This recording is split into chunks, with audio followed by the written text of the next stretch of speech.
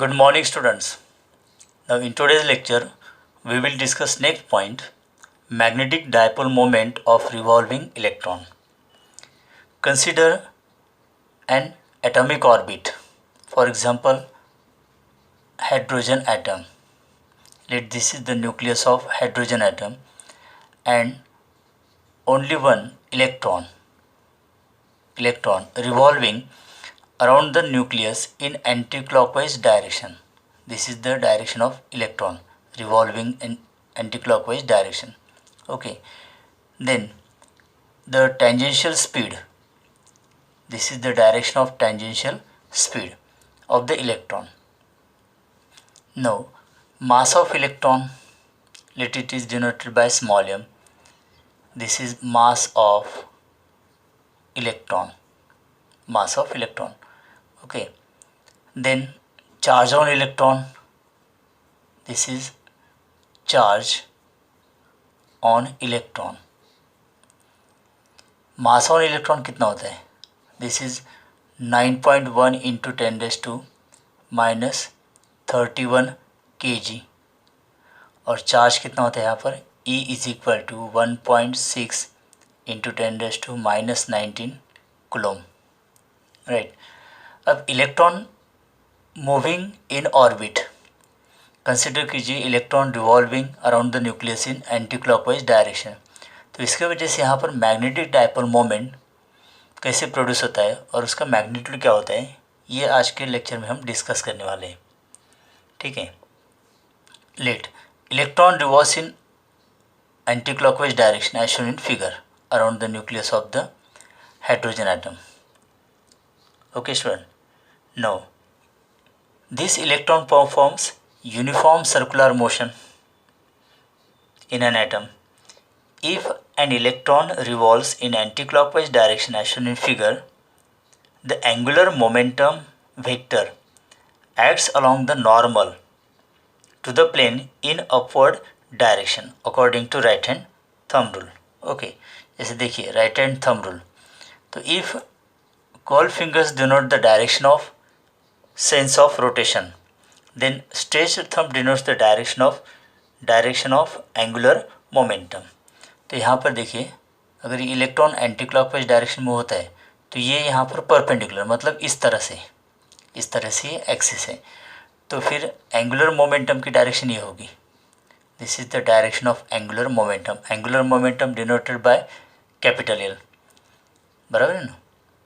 देखिए इस तरह से अगर इलेक्ट्रॉन एंटी क्लॉकवाइज डायरेक्शन में होता है तो along the thumb that angular momentum की डायरेक्शन होगी. So it is perpendicular to the plane in which electron is revolving and directed upward. तो इस तरह से कंटिन्यूस लाइन यहाँ पर दिखाई गई.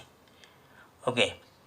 नो अब इसका मैग्नीट्यूड कितना होता है हमें पता है formula, angular momentum is equal to mv/r. अब यहाँ पर m का मतलब mass of electron, v speed of electron with which it is revolving in the orbit, and r का मतलब क्या होता है? Radius of the orbit. Suppose यहाँ पर ये पॉइंट है O पॉइंट. ठीक है. अगर हम पोजीशन ऑफ इलेक्ट्रॉन और ये ज्वाइन कर लेते हैं तो this is radius of circular orbit. तो ये formula L is equal to mv/r. Therefore VR की वैल्यू कितनी होगी? L/m. Let this is equation number 1. Okay. The motion of electron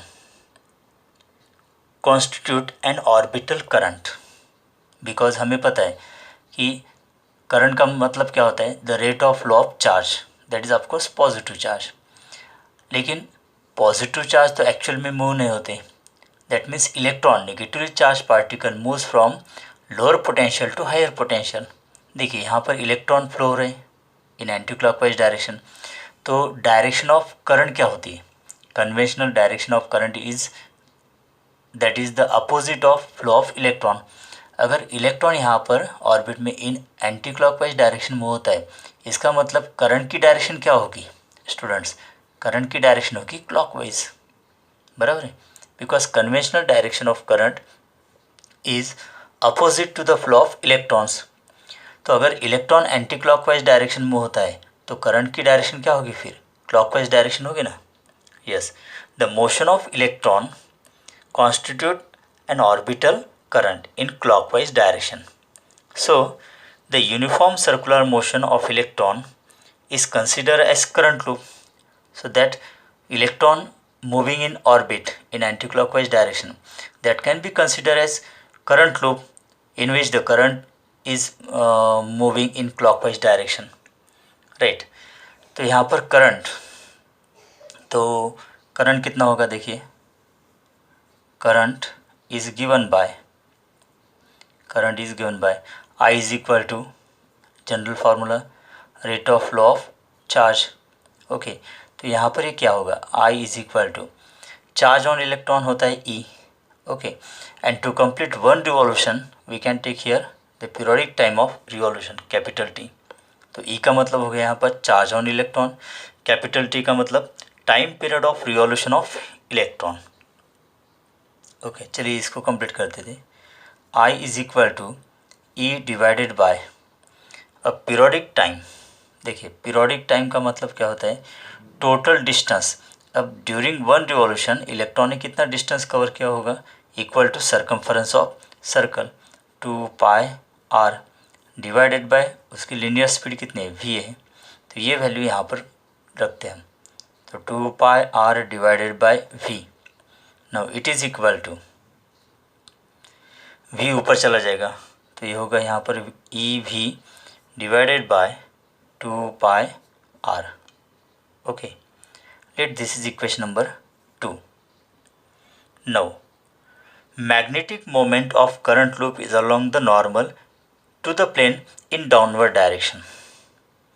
Okay, तो यहाँ पर जो मैग्नेटिक डायपोल मोमेंट होगा उसकी डायरेक्शन ऐसी डाउनवर्ड होगी स्टूडेंट। देखिए इसको थोड़ा समझ कर लेते हैं। हमें पता है कि अगर करंट क्लॉकवाइज डायरेक्शन में होता है, ओके, तो ये लेटर किस तरह का है, देखिए ज़रा, दिस इज़ यस शेप, तो ये यस पोल एक्ट होगा, यस पोल एक्ट होगा। मतलब अगर सर्कुलर कॉइल है और उसमें से करंट क्लॉकवाइज डायरेक्शन में अगर फ्लो होता है तो that face of the coil acts as S pole. Okay, अगर करंट की डायरेक्शन एंटी क्लॉकवाइज है स्टूडेंट, इस तरह से एंटी क्लॉकवाइज है, तो ये कौन सा सिंबल होता है, देखिए ज़रा। ओके, दिस इज़ यन, तो ये यन पोल एक्ट होगा। तो आपको ये क्लियर है ना कि अगर सर्कुलर कॉइल है और उसमें से करंट क्लॉकवाइज डायरेक्शन में मूव होता है तो that face of the coil acts as S pole. अगर कॉइल का फेस है और वहाँ से अगर हमें करंट की डायरेक्शन एंटी क्लॉकवाइज दिखती है तो that face of the coil acts as N pole. अब ध्यान से देखिए, नो करंट इलेक्ट्रॉन की डायरेक्शन कैसी, एंटी क्लॉकवाइज, मतलब करंट कैसा होगा, क्लॉकवाइज होगा। अगर इसको हम ऊपर से देखते हैं तो करंट की डायरेक्शन क्या हो रही, देखिए ज़रा, क्या होती है, क्लॉकवाइज होती है। मतलब ऊपर का जो फेस है कॉइल का एक्ट्स एज यस पोल या यन पोल, क्लॉकवाइज है मतलब यस पोल। ओके, अगर इसी कॉइल को हम नीचे से देखते हैं तो यहाँ पर करंट की डायरेक्शन हमें एंटी क्लॉकवाइज दिखेगी, और अगर करंट की डायरेक्शन एंटी क्लॉकवाइज है तो यहाँ पर वो फेस कैसा अपीयर होगा, यन पोल। मतलब दिस सर्कुलर कॉइल, जिसमें से ऊपर से अगर देखते हैं तो कॉइल में करंट क्लॉकवाइज फ्लो होता है, मतलब ऊपर का सरफेस है यहाँ पर यस पोल स्टूडेंट। ओके, और नीचे का surface of the same coil क्या होगा, यन पोल होगा। तो मैग्नेटिक डायपोल मोमेंट की डायरेक्शन कैसी होती है, फ्रॉम यस पोल टू यन पोल। तो ये डायरेक्शन किसकी होगी फिर स्टूडेंट, ये होगी मैग्नेटिक डायपोल मोमेंट की। तो इसलिए यहाँ पर मैंने ड्रॉ किया है कि देखिए क्लॉकवाइज डायरेक्शन मतलब ऊपर का सरफेस यस पोल एक्ट होगा, उसके नीचे का सरफेस क्या होगा, यन पोल, और magnetic dipole moment directed from S pole towards the N pole. Okay, तो इस तरह से फिर ऊपर का सरफेस अगर यस पोल है, नीचे का यन पोल है, तो मैग्नेटिक मोमेंट की डायरेक्शन कैसी होगी, along the axis. Okay, that axis is normal, मतलब perpendicular to the plane of the circle, and directed downward होगी फ्रॉम यस टू यन। तो ये डायरेक्शन यहाँ पर है magnetic dipole moment. Right student, yes. तो magnetic moment of current loop is along the normal to the plane of the coil in downward direction, S to N होती है। तो हमें पता है मैग्नेटिक डायपोल मोमेंट का फॉर्मूला यहाँ पर, magnetic dipole moment is given by, तो फॉर्मूला होता है मैग्नीट्यूड का I इंटू ए, है ना, I इंटू ए। यस, एक ही टर्न है तो हम I इंटू ए लिखेंगे। जनरल फार्मूला ये है, देखिए m is equal to N I A, तो नंबर ऑफ टर्न्स यहाँ पर एक ही है तो इसलिए m is equal to I A.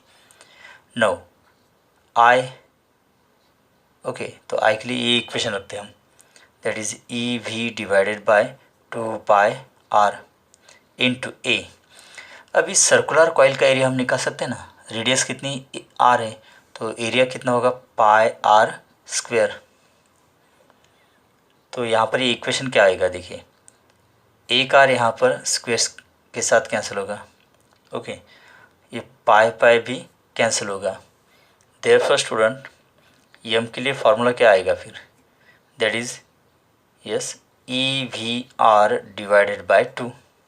Late this is equation number 3। यहाँ तक क्लियर है आपको, मतलब मैग्नेटिक मोमेंट डायपोल, तो मैग्नेटिक डायपोल मोमेंट का ये एक formula m is equal to I A, okay, in terms of current and area of the circular coil या एरिया ऑफ द ऑर्बिट। अब यहाँ पर ये एरिया ऑफ द ऑर्बिट होगा, बिकॉज ये जो रेडियस होती है जैसे हाइड्रोजन एटम है ना, तो हाइड्रोजन एटम के लिए ये फर्स्ट ऑर्बिट होगी ना, तो फर्स्ट ऑर्बिट के लिए रेडियस कितनी होती है, that is 0.53 angstrom, that means 0.53 angstrom मतलब 10⁻⁻10 मीटर ये होती है।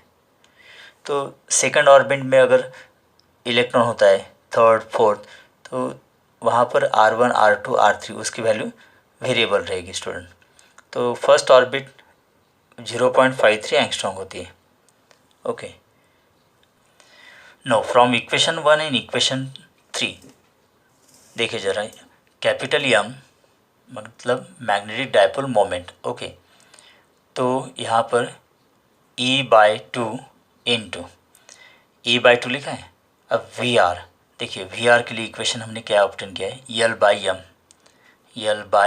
L/m, okay, that means m is equal to E divided by 2m into L, this is equation number 4, okay, because यहाँ पर E का मतलब चार्ज ऑन इलेक्ट्रॉन, m मतलब mass of electron, तो E/2m की वैल्यू तो कांस्टेंट होगी ना, तो magnetic dipole moment and angular momentum of revolving electron, इनके बीच ये इक्वेशन हो गया। देखिए equation m is equal to I A in terms of current and area of the circular path, okay, m is equal to EV/2। अब ये एक अलग से इक्वेशन आ गया यहाँ पर, charge on electron, speed of electron, radius of orbit divide by 2। Now this is E/2m, ये तो वैल्यू कांस्टेंट होगी because charge on electron and mass of electron constant होता है, तो L और m के बीच ये इक्वेशन यहाँ पर तैयार होता है। नो m मतलब मैग्नेटिक डायपोल मोमेंट, ओके, और L का मतलब एंगुलर मोमेंटम। देखिए दोनों भी वेक्टर क्वांटिटी है और उनकी डायरेक्शन यहाँ पर एग्जैक्टली अपोजिट है। तो इन वेक्टर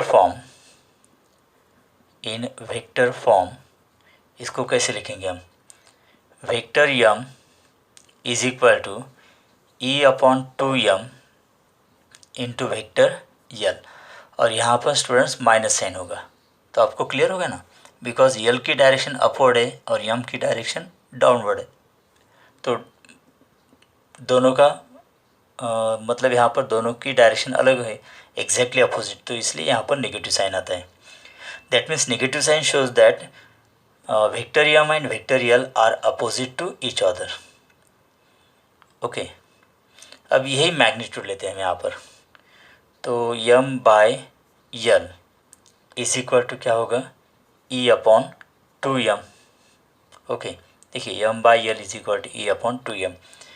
अब ये जो रेशो है यहाँ पर magnetic dipole moment with angular momentum of revolving electron, this ratio is known as gyromagnetic ratio. This is gyromagnetic ratio. Gyromagnetic ratio, ये गैरोमैग्नेटिक रेशो होता है। What is gyromagnetic ratio?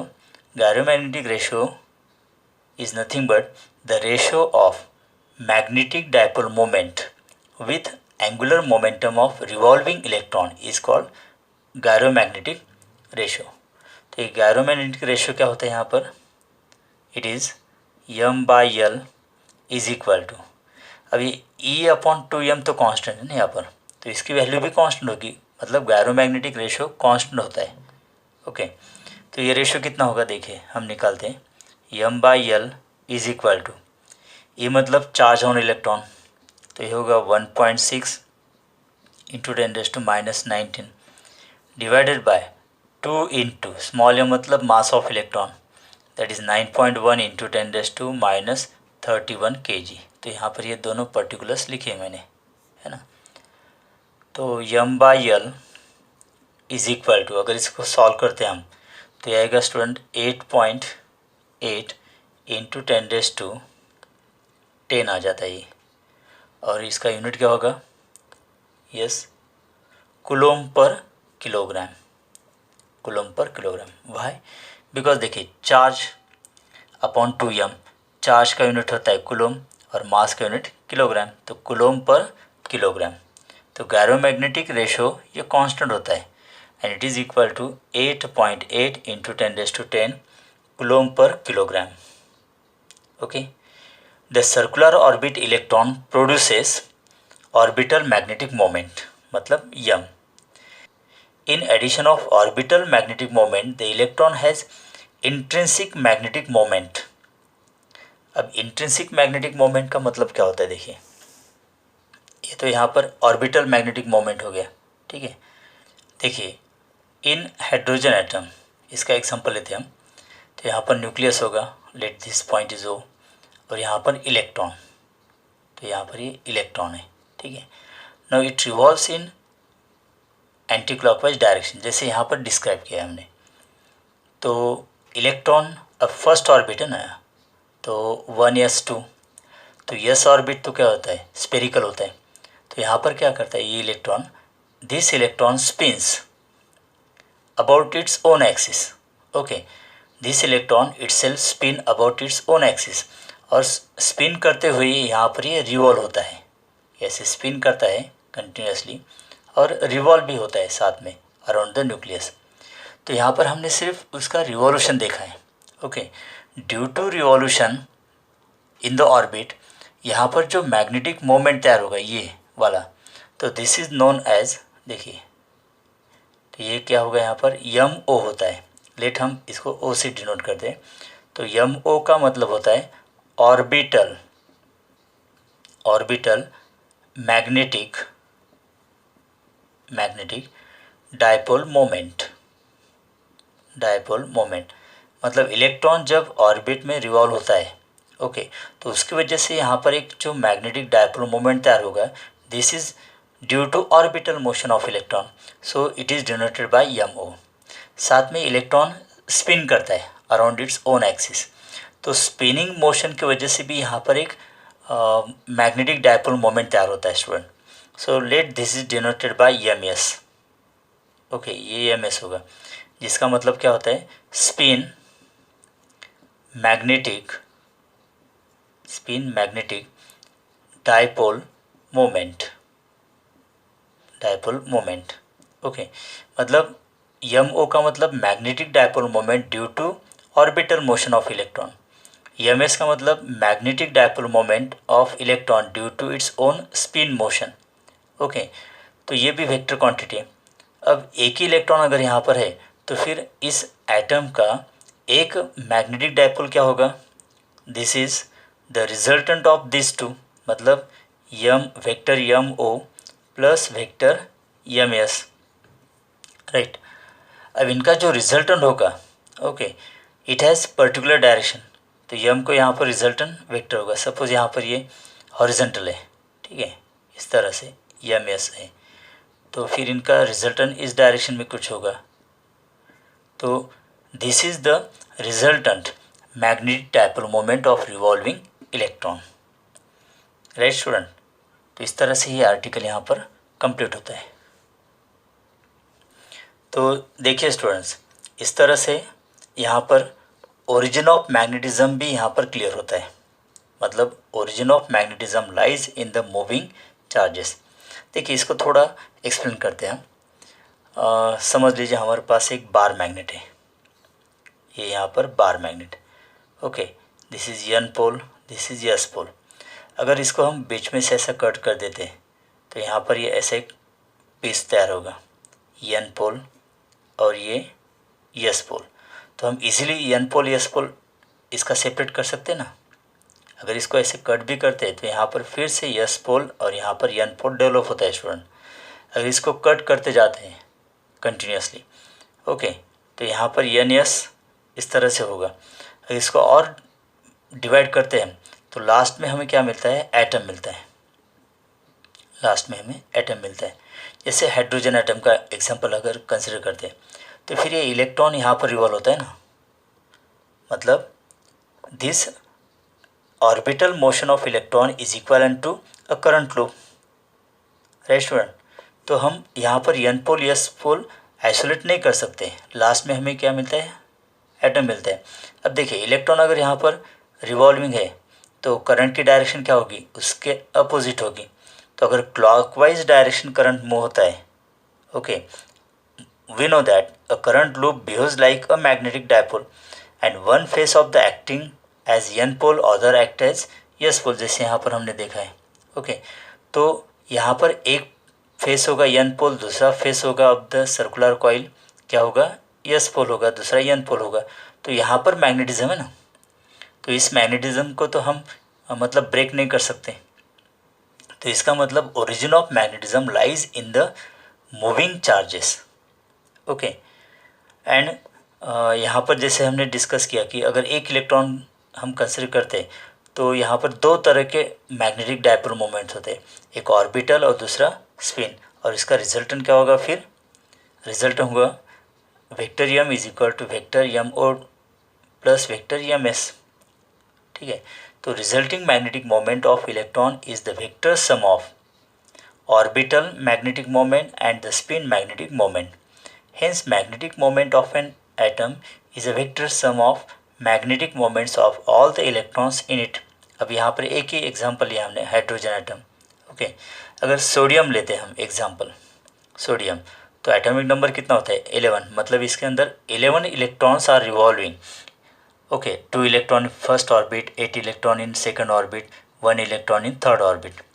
तो हर एक इलेक्ट्रॉन की वजह से जो ऑर्बिटल मोमेंटम होगा और जो स्पिन डायपोल मोमेंट होगा उसका एक रिजल्टेंट होगा। ओके, मतलब यहाँ पर 11 इलेक्ट्रॉन्स है तो 11 मैग्नेटिक डायपोल मोमेंट्स होंगे, रिजल्टेंट, राइट। अब उन 11 मैग्नेटिक डायपोल मोमेंट्स का फिर से एक रिजल्टेंट मैग्नेटिक मोमेंट होगा। तो अगर magnetic properties of any substance तो अगर डिस्क्राइब करना है तो यहाँ पर हमें मोशन ऑफ इलेक्ट्रॉन मतलब moving charges inside the atoms को समझना होगा। Okay, in any substance, atomic magnetic moments are oriented randomly. Therefore, net magnetic moment is 0. Such substance does not show magnetic property. देखिए 11 इलेक्ट्रॉन की वजह से 11 times यहाँ पर रिजल्टेंट मैग्नेटिक डायपोल मोमेंट्स होंगे। अब इनका रिजल्टेंट अगर 0 आता है तो that substance does not show any magnetic property. If atomic magnetic moments are oriented in specific direction, the resultant magnetic moment is not 0, then substance shows magnetic properties. Okay student, so in this way we can explain that magnetism lies in the moving charges or it lies in the atom or in the revolving electron around the nucleus, right student। चलिए numerical discuss करते हैं related to magnetic moment of revolving electron. तो देखिए first numerical यहाँ पर, a hydrogen atom and electron revolves around the nucleus in circular orbit of radius 0.53 angstrom in 1.5 into 10⁻⁻16 second. मतलब ये एक पीरियोडिक टाइम होगा। What is the magnetic moment of electron in that orbit. देखिए यहाँ पर given data क्या क्या है कि रेडियस ऑफ ऑर्बिट कितनी दी है, तो डिनोटेड बाय स्मॉल आर, तो यहाँ पर है 0.53 एंगस्ट्रॉम। हाइड्रोजन एटम है ना, तो फर्स्ट ही ऑर्बिट होगा, तो फर्स्ट ऑर्बिट में इतनी रेडियस होती है। नो 0.53 इंटू 10⁻⁻10 मीटर, तो यहाँ पर ये मीटर में होगा, because 1 angstrom is equal 10⁻⁻10 meter. Then periodic time कितना दिया है यहाँ पर, that is 1.5 into 10⁻⁻16 second, 10⁻⁻16 second. Okay, what is the magnetic moment, मतलब कैपिटल एम निकालना है हमें, राइट। अब देखिए हमारे पास इक्वेशन, बेसिक इक्वेशन से स्टार्ट करते हैं हम। M is equal to I A. अब आई का मतलब चार्ज अपॉन पीरियोडिक टाइम है ना, और एरिया मतलब पाई आर स्क्वेयर। अब रेडियस और टी मतलब पीरियोडिक टाइम दोनों दिया है, ई मतलब चार्ज ऑन इलेक्ट्रॉन, तो इससे हम कंप्लीट कर सकते हैं।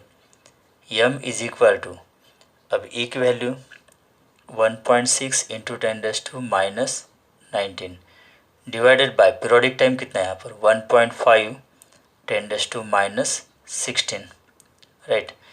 पाई 3.14 आर स्क्वेयर, मतलब 0.53 इंटू 10⁻⁻10 मीटर। अब इसका स्क्वायर होगा, राइट। चलिए इसको कंप्लीट करते हैं। तो यम is equal to,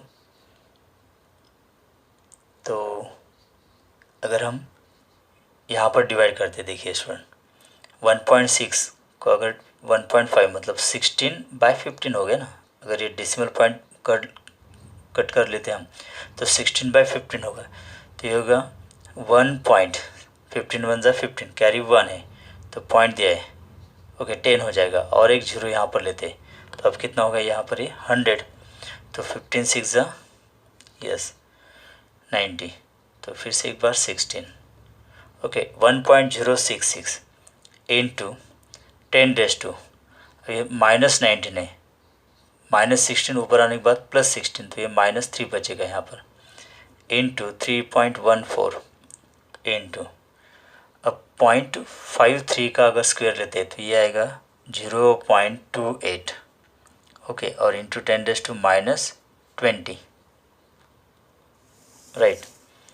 therefore M is equal to, अब इसका मल्टीप्लिकेशन अगर लेते हैं हम, देखिए 1.066 इंटू 3.14 इंटू 0.28, तो ये मल्टीप्लिकेशन आता है स्टूडेंट 0.937 इंटू 10⁻, देखिए -20 और ये -3 -23, राइट। तो इसका यूनिट क्या होता है, ampere meter square, ampere meter square, या फिर M is equal to 9.37, okay.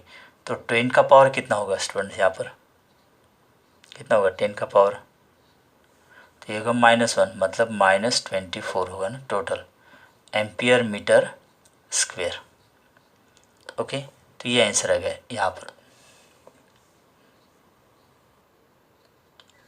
Next numerical देखिए, an electron in an atom revolves around the nucleus in an orbit of radius 0.5 angstrom. Calculate the equivalent magnetic moment if frequency of revolution of electron is 10⁻10 megahertz. देखिए यहाँ पर कौन कौन सा given data है, radius of orbit यहाँ पर दिए 0.5 angstrom, that means 0.5 into 10⁻⁻10 meter, okay. और फ्रीक्वेंसी दिए, तो फ्रीक्वेंसी हम डिनोट करेंगे एफ से, फ्रीक्वेंसी एफ, या फिर एन से भी हम डिनोट करते हैं फ्रीक्वेंसी को, तो ये है यहाँ पर 10⁻10 मेगाहर्ट्ज़, ओके।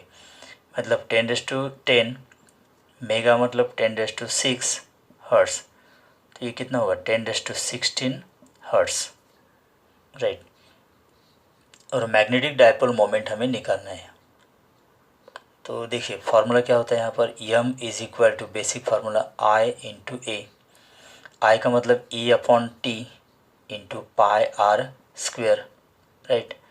अब E 1/t reciprocal of periodic time मतलब क्या होता है, फ्रीक्वेंसी, तो EF पाई आर स्क्वेयर, ये फार्मूला होगा इन टर्म्स ऑफ फ्रीक्वेंसी।